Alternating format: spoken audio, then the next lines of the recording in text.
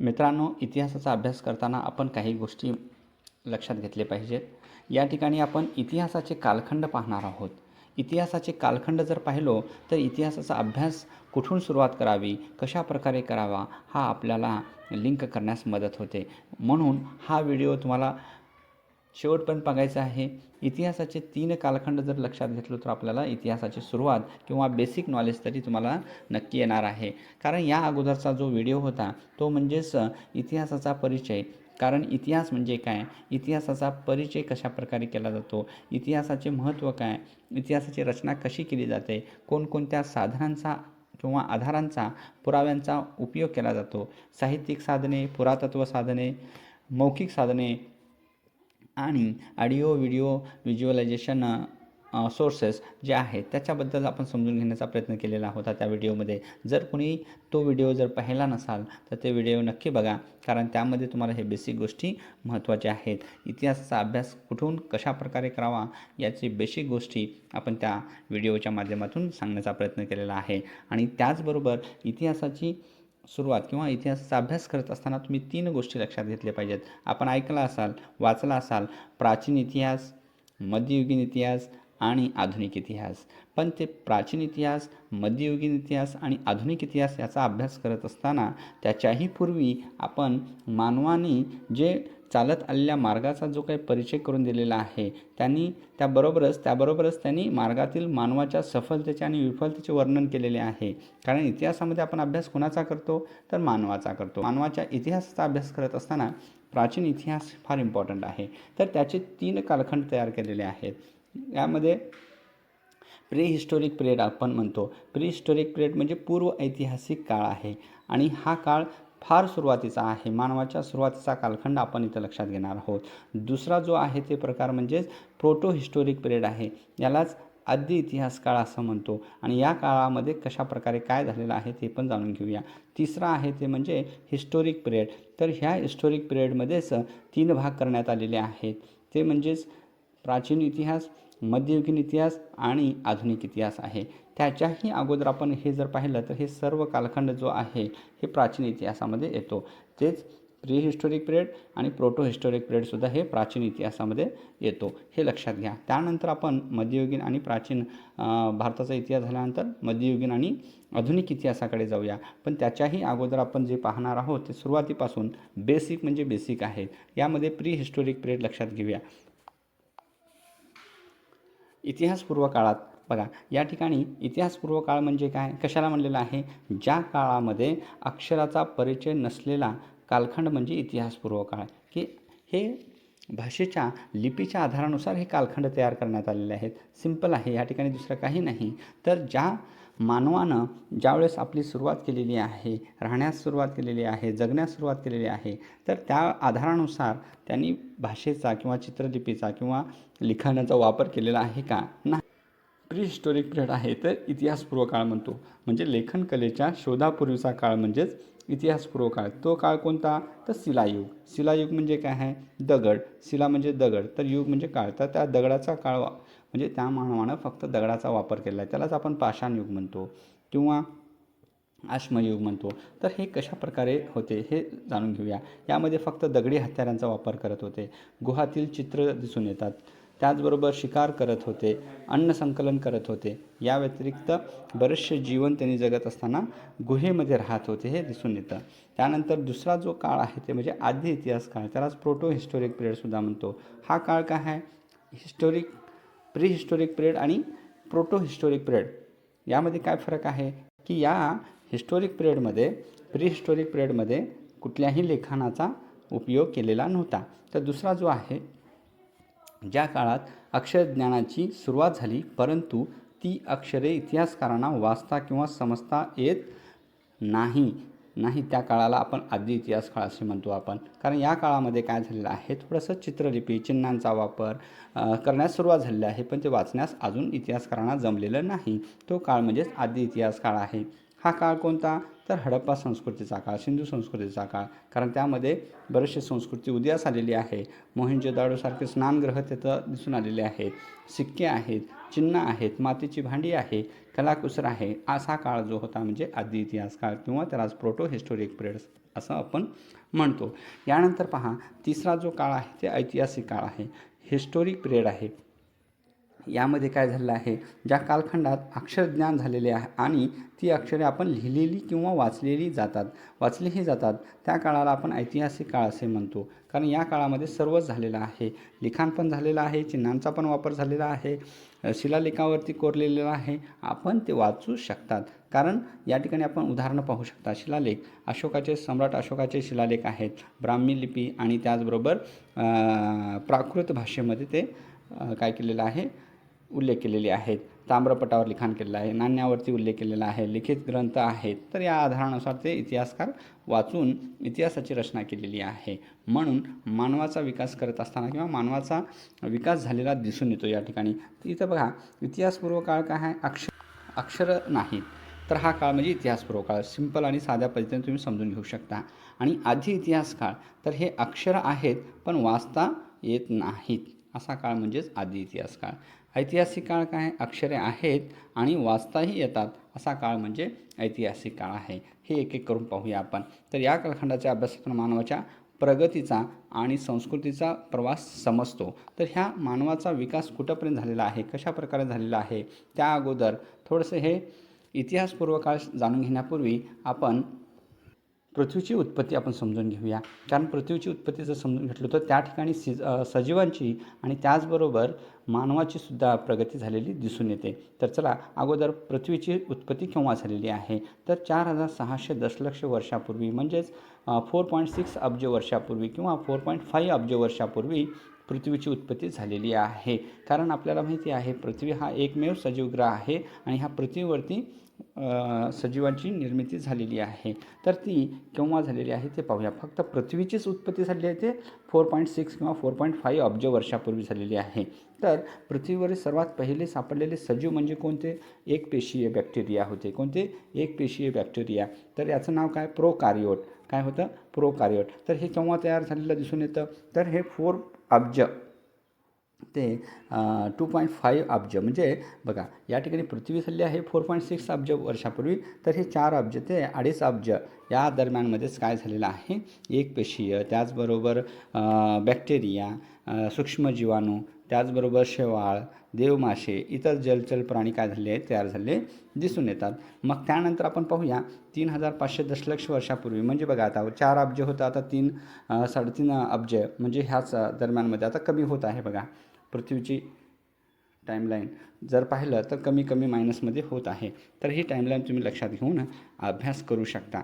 या ठिकाणी 3.5 अब्ज वर्षापूर्वी सूक्ष्मजीवांची अवशेष कुठे सापडलेले दिसून येतात, ऑस्ट्रेलियामध्ये सापडलेले दिसून येतात.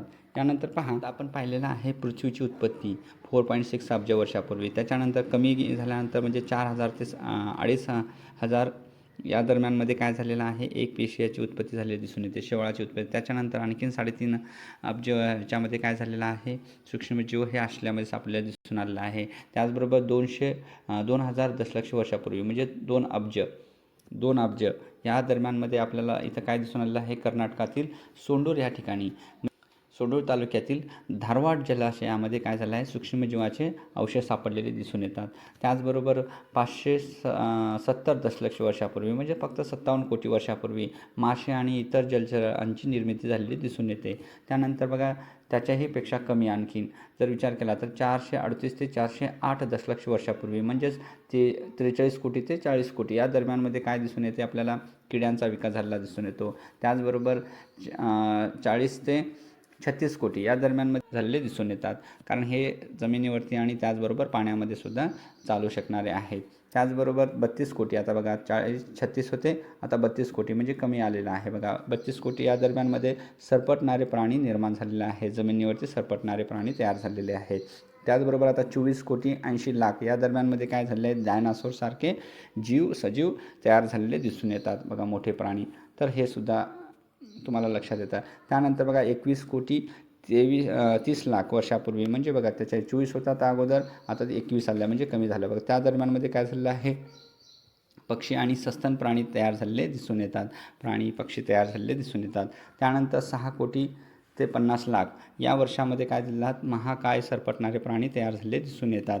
तशाच रीतीने बघा 25 दशलक्ष वर्षापूर्वी म्हणजे 2 कोटी 50 लाख वर्षापूर्वी वानरांचा विकास झालेला आहे. तर वानरांचा विकास हळूहळू बदललेला दिसून येतो. यानंतर आपल्याला लक्षात येतं की पुढे कशा प्रकारे त्याची प्रगती झालेली आहे ते पाहूया. 5 दशलक्ष वर्षापूर्वी म्हणजेच बघा 50 लाख वर्षापूर्वी काय झालं आहे, द्विपादीचा विकास झालेला दिसून येतो. म्हणजे 2 पायावरती चालणारे प्राणी इथं तयार झालेले आहेत. त्याचबरोबर 18 लाख वर्षापूर्वी काय झालेलं आहे बघा, 50 लाख वर्ष होतं, आता 18 लाखापर्यंत आलेला आहे. त्यावेळेस मानवाचा विकास झालेला दिसून येतो. आधुनिक मानवाची शारीरिक रचना आपल्यासारखी झालेली आहे हे दिसून येते. हे 18 लाख वर्षापूर्वी. 10 ते 15 लाख वर्षापूर्वी काय झालेलं आहे, 10 ते 15 लाख होमो नॅबिलिस म्हणजेच वानर प्रजातीची तयारी झालेली आहे किंवा तयार झालेली आहे. त्याचबरोबर 5 लाख वर्षापूर्वी काय झालं आहे, हा वानरच होमो इरेक्टस म्हणजेच 2 पायावरती उभा राहू लागलेला आहे हे दिसून येतो, कारण ह्याच्यामध्ये बदल झालेला आहे. अशा प्रकारे काय होते, दिवसेंदिवस त्यांच्यामध्ये बदल झालेले दिसून येते. 40,000 वर्षापूर्वी आधुनिक मानव म्हणजेच होमो सेपियन्स याची उत्क्रांती झालेली. इथूनच मानव काय झाला आहे, संस्कृतीचा विकास हा झपाट्याने होऊ लागलेला आहे हे दिसून येतो. म्हणजे ह्याच्यामध्ये बौद्धिक, शारीरिक आणि बदल झालेला दिसून येतो. ह्याच्यामध्ये होमो सेपियन्स म्हणतो आपण. आज प्रजाती हे याच मानवाच्या आधारानुसार झालेली दिसून येते. हे 40,000 वर्षापूर्वी म्हणजे जवळपास सर्वात महत्त्वाचं म्हणजे 5 लाख पूर्वीपासून. म्हणून इथं तुम्हाला लक्षात येतं द्विपादीचा विकास कधी झाला, 5 दशलक्ष म्हणजे 50 लाख वर्षापूर्वीपासून 18 लाख वर्षापूर्वीपर्यंत मानवाची रचना झालेली दिसून येते. होमो हेबिलिस काय आहेत, 10 ते 15 लाख वर्षापूर्वी झालेलं दिसून येते. त्यानंतर होमो इरेक्टस 5 लाख वर्षापूर्वीपासून. हेच मानवाच्या विकासाला इथून सुरुवात झाली होती 5 लाख वर्षापूर्वीपासून. तर ते 2 पायावरती उभे राहू लागले होते. तर त्यातून आपली सुधारणा झालेली दिसून येते आणि मानवामध्ये बदल झालेला आहे. त्यांच्या वर्तणुकीमध्ये बदल झालेला आहे. होमोसेपियन्स हेच आजच्या काळाचा आदिमानव दिसून येतो. तर हेच 40,000 वर्षापूर्वीपासून झपाट्याने बदल होण्यास सुरुवात झालेली आहे. या प्री हिस्टॉरिक पहिला भाग आपण जाणून घेऊया. इतिहासपूर्व काळ याच्यामध्ये 3 भाग करण्यात आलेले आहेत. तर ते 3 काळ कोणते आहेत किंवा 3 भाग कोणते आहेत, एक पॅलिओलिथिक आहे, दुसरा मेसोलिथिक आहे, तिसरा निओलिथिक आहे. हे आपण जे प्रोटो आणि हिस्टोरिक पिरियड हे नंतर पाहूया. तर याच्यामध्ये आपण लक्षात घेत असताना पहिला जो भाग आहे ते म्हणजे पॅलिओलिथिक आहे. पॅलिओलिथिक म्हणजे जुना पाषाणी युग म्हणतो किंवा त्याला शिलायुग म्हणतो आपण. तर हा काळ काय 5 लाख वर्षापासून ते 12,000 वर्षापूर्वीपर्यंत आलेला आहे. हे लक्षात घेणं आवश्यक आहे. बघा आता आपण कुठंपर्यंत आलो होता, पृथ्वीची उत्पत्ती कधी झाली होती, 4.6 अब्ज वर्षापूर्वी. तिथून आता आपण आलो 5 लाख ते 12,000 वर्षापूर्वीपर्यंत आलेलो आहे. तर ह्या काळामध्ये कुठला भाग आहे, तर पॅलिओलिथिक म्हणजे पाषाण युगाचा किंवा शिलायुगाचा काळ येतो इथं. यामध्ये बघा हा कालखंड इतिहासातील सुरुवातीचा पुरातात्विक काळ म्हणून ओळखला जातो. आर्किओलॉजिकल टप्पा म्हणून आहे. तर ह्याच्यामध्ये सर्व पुराव्याच्या आधारानुसारच या मानवाची खोज करण्यात आलेली आहे. तर या ठिकाणी पहा, मानव जंगलातील काय करत होता, फळे, कंदमुळे शोध घेऊन ते गोळा करून खात असायचा. तर ते गुहेमध्ये राहत असायचे. त्यांच्याकडे काही निश्चित असे घरे नव्हती. शिकार करणे हो की नाही सोपे नव्हते. तर मासे पकडणे त्यावेळेला शिकार जर मिळत नसेल तर काही येतो की मानवाने फक्त दगडांचा वापर करू लागलेले आहेत. त्याचबरोबर या ठिकाणी अग्नीचा सुद्धा इथं काय झाला आहे, सर्वप्रथम शोध लागलेला आहे. ते कोणा ठिकाणी दिसून येतात, कर्नूल म्हणजेच आंध्र प्रदेशमध्ये. तिथं राखेचे अंश सापडलेले आहेत. कुठे, कर्नूलच्या गुहेमध्ये. बेलन दरीमध्ये सापडलेले आहेत. हुन्नसगी आणि त्याचबरोबर बेचबाळ म्हणून कर्नाटकामध्ये दिसून आलेले आहे. त्याचबरोबर अत्तिरामपक्कम तमिळनाडूमध्ये दिसून आलेले आहे. तर अशा प्रकारे आपण ह्या पॅलिओलिथिकमध्ये लक्षात घेत आहोत. तर त्याच पद्धतीने जर पुढे गेलो आपण तर त्याचा आपण फक्त पॅलिओलिथिक याच प्रकाराचा आपण अभ्यास करत आहोत. तर यामध्ये जो पॅलिओलिथिक प्राचीन काळ जो होता 5 लाखापासून ते 12,000 वर्षापूर्वीपर्यंत तो काळ म्हणजेच पॅलिओलिथिक आहे. हा काळ प्राचीन स्टोन एज मानवी इतिहासाचा महत्त्वाचा कालखंड होता. या काळातील मानव हा भटक्या शिकारी संकलन करणारा होता, गॅदर्स करणारा होता. तर यामध्ये काय होतं, या काळातील मानवाला हिंस्र प्राणी हो की नाही शिकार करत असताना, त्याचबरोबर त्यांना काही जंगलातील वणवा लागला असेल किंवा वीज चमकणे, ढगांचा गडगडाट होत असणे वादळे अशा गोष्टींची त्यांना काय होती, भीती होती. तर ह्या कालावधीनुसार आपण या ठिकाणी त्यांच्या नैसर्गिक दगडाच्या वापरावरून त्या ठिकाणी त्यांना अग्नीचा शोध लागलेला हे दिसून येतो. तर हे नैसर्गिक दगड होते, म्हणजे जे आहेत उपलब्ध त्याच दगडाचा त्यांनी वापर करत होते. तर त्याच पॅलिओलिथिकमध्ये 3 भाग करण्यात आलेले आहेत. एक आहे लोअर पॅलिओलिथिक एज, त्याला आद्य पाषाणयुग म्हणतो किंवा प्राचीन पाषाणयुग म्हणतो.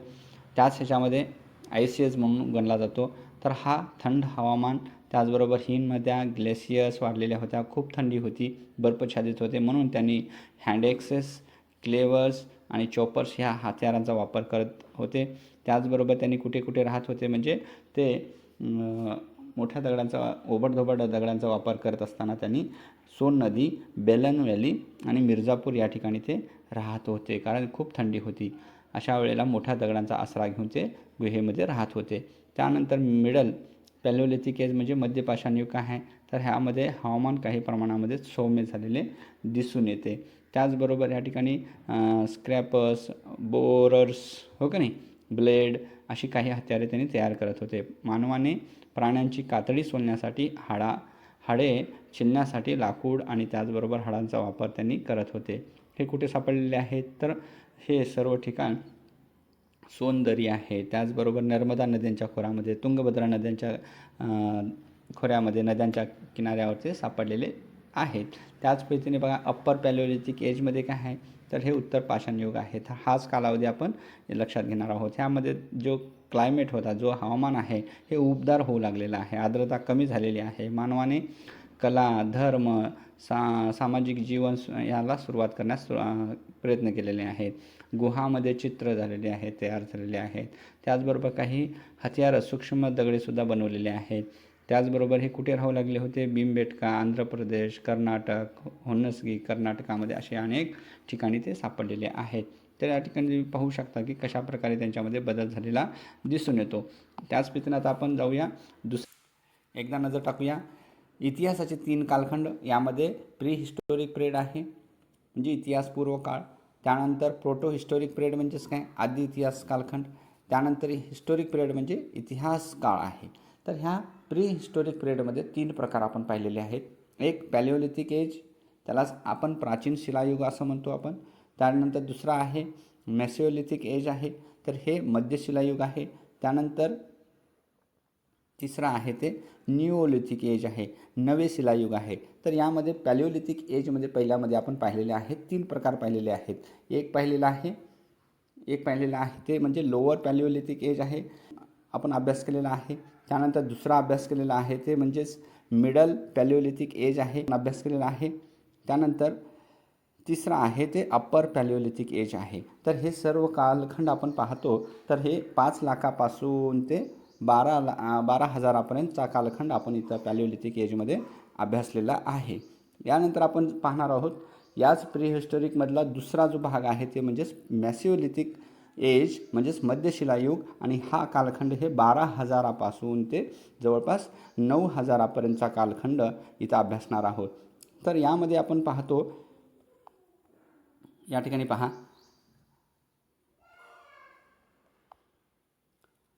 हा कालखंड 12,000पासून ते 9,000 वर्षापूर्वीपर्यंत हा दर्शवलेला आहे. हा काळ साधारण 12 ते 9,000 वर्षापूर्वीपर्यंतचा आहे. या काळात मानवाने मानवनिर्मित साधनांचा उपयोग केला. दगडांच्या, हाडांचा व लाकडांचा वापर करून त्यांनी काय केलेले आहेत, हत्यारे बनवलेले आहेत. यामध्ये सूक्ष्म दगडी हत्यारे म्हणजेच फ्लेक्स, स्क्रेपर, बोरर्स आणि ब्लेड असे तयार केल्यामुळे या कालखंडाला आपण मायक्रोलिथिक एजसुद्धा म्हणून ओळखला जातो. यामध्ये नाजूक दगडांचा वापर केलेला दिसून येतो. यामध्ये लाकडापासून तयार केलेल्या शस्त्रांना सुशोभित करण्यासाठी त्यांनी काय केलेले आहेत, नाजूक दगडांचा वापर केलेला दिसून येतो. त्याच पद्धतीने बाणाच्या टोकाला किंवा काठीच्या साह्यानं त्यांनी काय केलेलं आहे, अडकावून बाणांचं तयार केलेलं आहे, शिकार करण्यासाठी त्याचा वापर करू लागलेले आहेत. तर अशा पद्धतीनं अभ्यासत आहोत. याच शिलायुगाच्या वेळी माणसाचे जीवन कशा प्रकारे होते, म्हणजे आपण लक्षात घेतो की शिकारीच्या वेळी जखमी प्राण्यांना सोबत पिल्ले बाळगत असे, कारण जे एखाद्या वेळेला जखमी झालेले असेल तर ते सांभाळत असायचं. आणि यामधूनच काय झालेलं आहे, त्यांना प्रेरणा मिळालेली आहे. कशाची प्रेरणा मिळालेली आहे? पशुपालन करण्याची. त्याचबरोबर आहारासाठी जे सतत स्थलांतर करीत असायचे तर ते थोडंसं कमी प्रमाण झालेलं दिसून येतो. त्याचबरोबर एका ठिकाणावरून दुसरीकडे जाताना त्या ठिकाणाच्या दगडावर त्यांनी काय करत असायचे, चिन्ह कोरीत असायचे, चिन्हांचा आकार त्यांनी काढत असायचे, चिन्ह लिहित असायचे. कातडांचा वापर त्यांनी आपल्या शरीरावर करत असायचे, कारण एखाद्या वेळेला थंडी असेल, त्याचबरोबर वारा सुटला असेल तर अशा वेळेला थंडी वाजायची, म्हणून त्यांनी या कातडांचा वापर करत असायचा. अग्नीचा परिचय त्यांना चांगला झाला होता. ऑलरेडी आपण पाहिलेलं आहे, पॅलिओलिथिक एजमध्ये, प्राचीन शिलायुगामध्येच त्यांना अग्नीचा थोडाफार अनुभव आलेला होता. पण या ठिकाणी त्यांनी काय करू लागले आहेत तर पुरेपूर उपयोग करण्यास सुरुवात केलेली आहेत की अग्नीचा वापर कशासाठी करतो. तर ह्याचे ठिकाण किंवा कुण्या ठिकाणी सापडलेले आहेत त्याचे अवशेष तर ते भीमबेटका म्हणजेच मध्य प्रदेशमध्ये दिसून आलेले आहेत. ब्रह्मगिरी कर्नाटकामध्ये दिसून आलेलं आहे. बागोर म्हणून आहे, राजस्थानमध्ये एक ठिकाण आहे, त्या ठिकाणी सापडलेले आहेत. त्याचबरोबर बिरभानपूर आहे, ते म्हणजे पश्चिम बंगालमध्ये आहे. त्याचबरोबर वानपसारी म्हणून आहे, आंध्र प्रदेशमध्ये आहे. तर अशा ठिकाणी हे अवशेष सापडलेले आहेत. यानंतरचा काळ आपण पाहूया. या ठिकाणी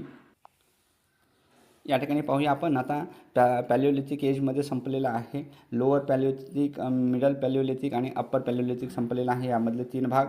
त्याच रीतीने आता दुसरा संपलेला आहे ते म्हणजे मॅसिओलिथिक एज. मॅसिओलिथिक एज संपलेला आहे, मध्य शिलायुग म्हणून. हे 12,000 ते 9,000 आता आपण आलेलो आहोत. त्यानंतर आता तिसरा आहे ते म्हणजेच निओलिथिक एज आहे, याला आपण नवे शिलायुग म्हणतो आपण. आणि हे 9,000 ते जवळपास 4 ते 5,000 कालखंड ह्या ठिकाणी आलेला आहे. तर ह्या कालखंडाबद्दल आपण जाणून घेऊया. चला, या ठिकाणी आपण नवे शिलायुग, निओलिथिक एज आहे, ते 9,000 ते 5,000 वर्षापूर्वीपर्यंतचा कालखंड आलेला आहे. यामध्ये काय झालेलं आहे पाहूया. यामध्ये मध्य शिलायुगातील मानव पशुपालन करणारे पशुपालक झालेले आहेत. ज्या पद्धतीने जखमी झालेले जे प्राणी होते ह्या मध्य शिलायुगामध्ये, तर त्याचंच आता पुढे काय करण्यास सुरुवात झालेली आहे, पशुपालक बनण्यास सुरुवात झालेली आहे. त्याचबरोबर आता आपण त्या अन्नासाठी जे काय स्थलांतर होत होतं ते स्थलांतर काय झालं आहे, कमी झालेलं आहे. आणि आहार उत्पादनासाठी ते पुढे सरसावलेले आहे. थोडंसं शेती करण्यास सुरुवात केलेली आहे, कारण त्या जखमी प्राण्यांना त्याचबरोबर स्वतःचं अन्न हे ते स्वतः तयार करण्यास सुरुवात केलेली आहे. आता अन्न कमतरतेसाठी स्थलांतर न करता ते काय करू लागले आहेत, आहार उत्पादन करण्यास पुढे आलेले आहेत. त्याचबरोबर भटके जीवन सोडून काय झाले आहेत, आता स्थायिक होण्यास सुरुवात केलेली आहे.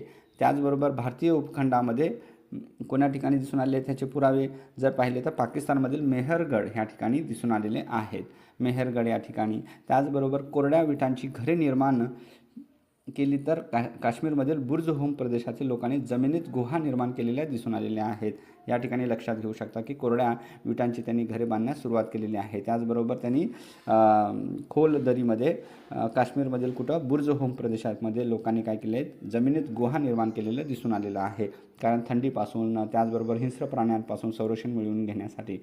त्याच रीतीने पहा, मातीचे मडके, कांडण, दळण आणि त्याचबरोबर चाकांचा शोध याच काळामध्ये लागलेला दिसून येतो. तर ह्याचे ठिकाण कुठे आहे, तर चाकाचा शोध असेल किंवा जात्यांचा असेल तर हे या ठिकाणी नवे शिलायुगामध्ये वैशिष्ट्य निर्माण केलेले आहेत. एक मानवामध्ये बदल झालेला आहे. तर याचे ठिकाणामध्ये कुठे कुठे आहे, तर बळ्ळारी जवळील संगनकल्लू, बन्नहट्टी, ब्रह्मगिरी, चिरांड म्हणजेच बिहारमध्ये अशा ठिकाणी काय सापडलेले आहेत, त्यांचे अवशेष सापडलेले आहेत. यानंतर आपण धातुयुग जाणून घेणार आहोत. तर आपण आता आलेलो आहोत पूर्ण 5 लाखापासून ते जवळपास 5,000 वर्षापर्यंत काय आलेलो आहोत, इतिहास पूर्व काळापर्यंत आलेला आहोत. आता ह्या ठिकाणी 5,000च्या जवळपास धातूचा शोध लागलेला आहे. कोणत्या धातूचा शोध पहिल्यांदा लागलेला आहे त्याबद्दल आपण जाणून घेऊया. चला, या ठिकाणी आपण ऑलरेडी आता इतिहासातील 3 कालखंडाबद्दल जाणून घेतलेलं आहे.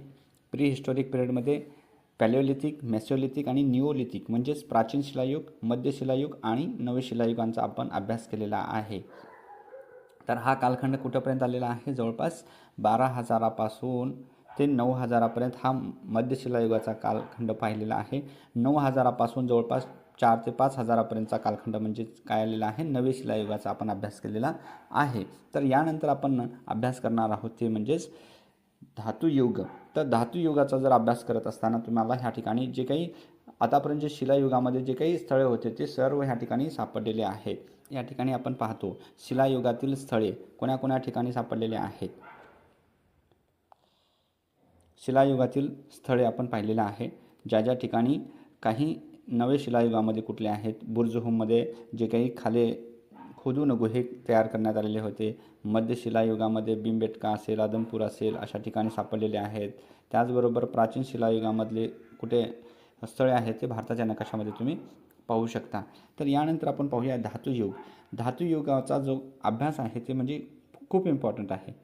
या ठिकाणी बघा, नवी शिला युगाच्या शेवटच्या कालावधीत धातूच्या वापराला सुरुवात झालेली आहे. नवी शिलायुग आपण आत्ताच अभ्यास केलेला आहे. 9000 पासून ते 5000 पर्यंतचा जो काही कालखंड होता, या दरम्यानमध्ये हळूहळू त्या मानवामध्ये प्रगती झालेली दिसून येते.